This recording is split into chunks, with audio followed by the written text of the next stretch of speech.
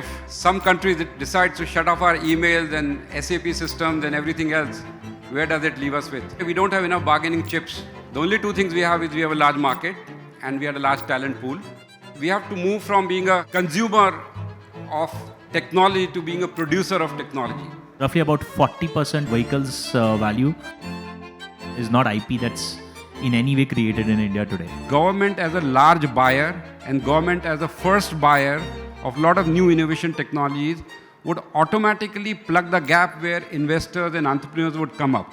That is very tough to export into China. We give it to Europe, they make the polymer, and this particular polymer goes into a membrane for dialysis.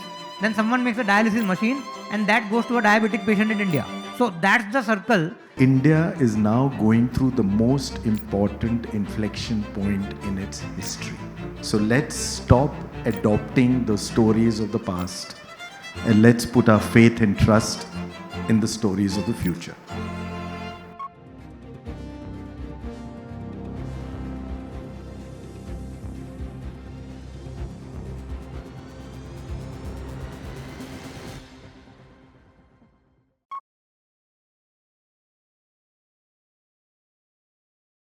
Just think about if some country decides to shut off our emails and SAP systems and everything else, where does it leave us with? If some country decides to choke our supply chain on our manufacturing side, where do we live? So really in the current world, there are no permanent friends, and we have really got to look out for ourselves. The most recent war has also shown that unless you have a trusted, secure digital, telecom, and other power infrastructure, we are again exposed. We don't have enough bargaining chips. The only two things we have is we have a large market and we have a large talent pool, but we don't bring something that critical to the table, for example, what US does or China does, to be able to drive a good bargain on the deals. So if you really see what we need to do is we have to move from being a consumer of technology to being a producer of technology. So if you look at the market cap of top 10 listed companies in the US, 9 out of those 10 companies are deep tech companies. They are creating technologies, they are creating products, they are creating something which is all R&D and innovation based. You look at the top 25 companies in India by market cap, hardly 3 or 4 companies who are in the tech side, but mostly on the services again. Not a single company which is creating our own products and so on. So the message is very, very clear. The value creation in the world has shifted in a different dimensions. And we as an economy, we as a country need to look at that side of things and really focus on where the money is being made, because that's really where the investment should happen, and so on and so forth.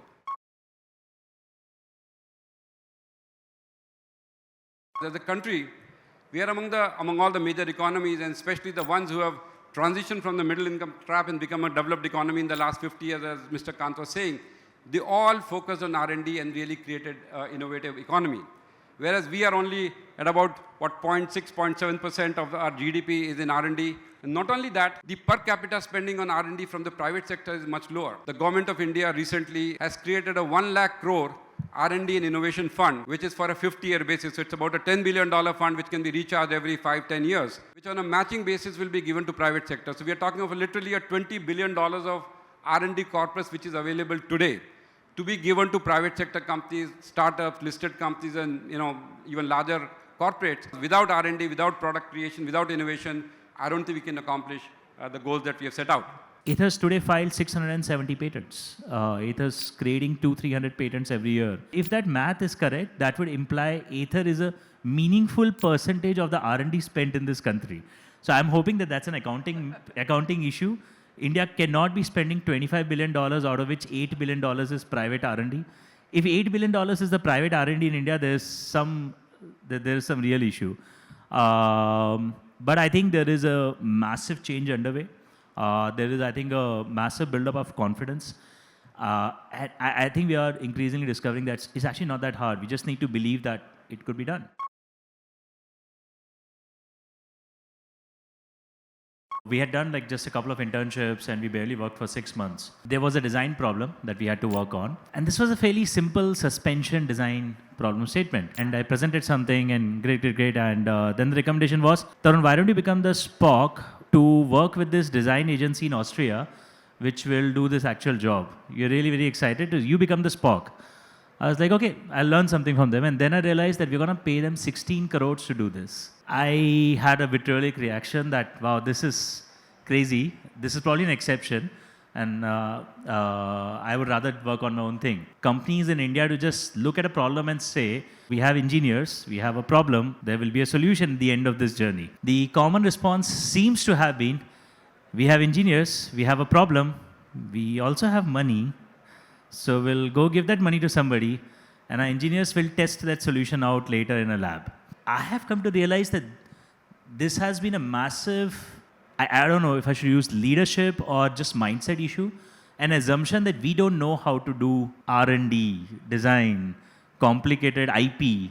Like the minute you throw around these words, our mind seems to go to joint ventures, technology collaborations. I just come to realize they're damn expensive, you pay a lot of money, or you have to wait 10 years until somebody scrubs the heck out of that IP and gives it to you because it's worth very little at this point of time outside the country. EV two-wheelers have been one of those few industries where India is not doing well. India is absolutely defying the cutting edge of that industry on every possible aspect. And hence, this has been the first time why our industry is actually discovering suddenly that, oh, we can actually hire all the talent in India and actually we can do all that work in India. Most of innovation, as Sanjay said, is really engineering. It's really development. What Ather went through was a truly, like I cannot make logic make sense about how we survived and got to here because we should have died so many times. We had raised 12 or 14 rounds of private capital.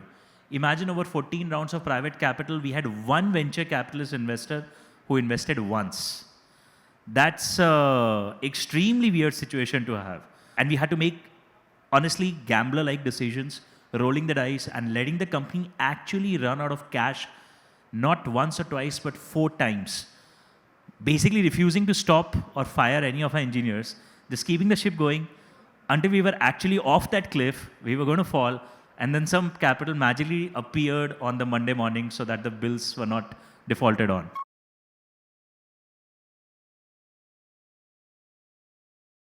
I think today we are a business school case study on how fast policy is getting impacted, executed with an impact. It's a case study. Global Business School. I'll give you 2 examples. The Honorable Prime Minister launched Startup India on January 16, 2016. 10 saal hue, 3600 days. It's important to know where you're coming from before you know where you're headed. So I'm just taking you all because you are the protagonist of that journey. 3600 days. You are today number 3 in the world in number of unicorns, number 2 in the world in number of startups, and number 1 in the world with new startups adding every day. Only in 3600 days. And this story has only just begun. Now let me ask you one more thing, and the story of startup is a story of a mind change. The biggest thing when we were launching Startup India, and I remember the Prime Minister saying, ye mindset pehle change karana padega. And you're seeing the impact of that mindset. The second thing is, give me a show of hands, how many of you have heard about Atal Innovation Mission? Gosh, there are more than I thought there are. Let me give you, I was just brought into this job just about 7 months ago. And quite frankly, I didn't know as much of it. And the reason why I'm bringing you about is for 2 things. One is to tell you what Atal Innovation Mission is, also to tell you so much is happening in the country in the past 3600 days that we ourselves do not know how much has happened. It is today the world's largest grassroots innovation mission. The world's largest. And it was launched in February 26th, 2016, just a month after Startup India. And I'll give you an example of when I understood what my job was. So I took over in July, August. And I wanted to check the power of this platform. So it's the largest owner of the largest owner of tinkering labs in schools, the largest owner of incubators, over 100 incubators. It supports directly startups. It supports state innovation missions. It's creating a web network of innovation across the country. I thought, let me just check in the power of this platform. So came September end and I told the team, let's do a hackathon. They told me, sir, this is not a good time. Abhi wo Diwali aane wali hai, school band ho jayenge sab. I said, no, let's do it. You know, we announced a hackathon. None of you know about it because there was no advertisement. It was just a little on the social media.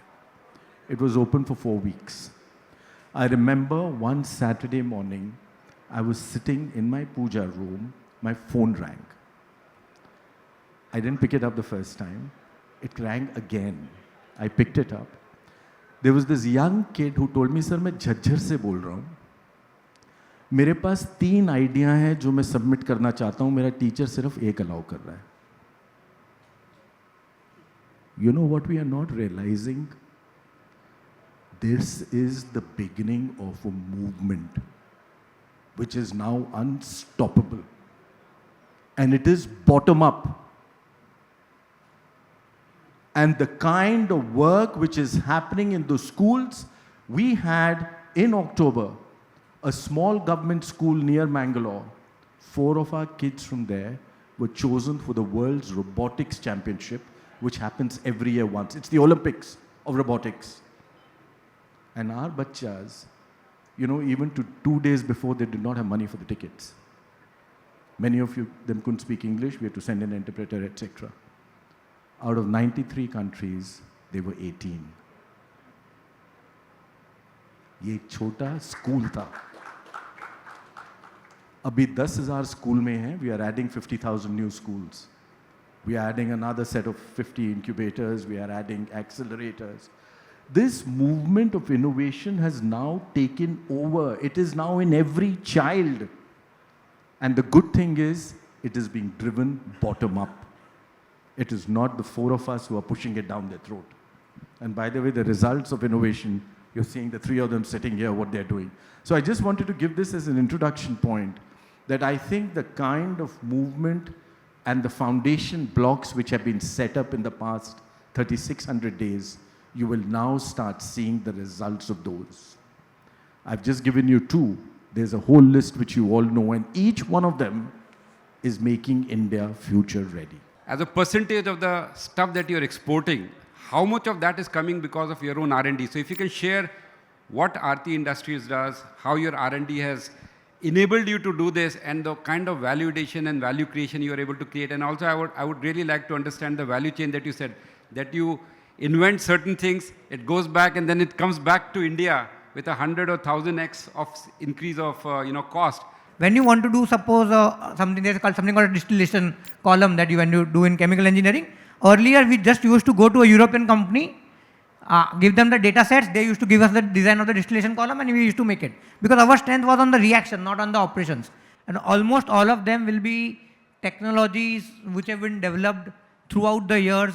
In the engineering polymer space, we make a lot of monomers. In one of the monomers, we are actually number 1 in the world. We are an export into China. We give it to Europe, they make the polymer, and this particular polymer goes into a membrane for dialysis. Then someone makes a dialysis machine, and that goes to a diabetic patient in India. So that's the circle. Essentially, there are 2 pieces that we are essentially doing near zero IP in India. Downstream, a lot of work has moved to India. So while lithium-ion cells may be imported, the battery packs, the battery management systems, all that's getting done in India. The thermal management systems are happening in India. All the EMS capability that's built a phenomenal amount of depth in our country. That's great. But semiconductors, we have almost nothing right now. And lithium-ion cells, we have almost nothing. About 40% of the vehicle's value is not IP that's in any way created in India today, which is still an improvement because this was probably near 100% in EVs 10 years ago. It's come down to 40. And I would personally bet that semiconductors will probably get indigenized faster than even lithium-ion cells.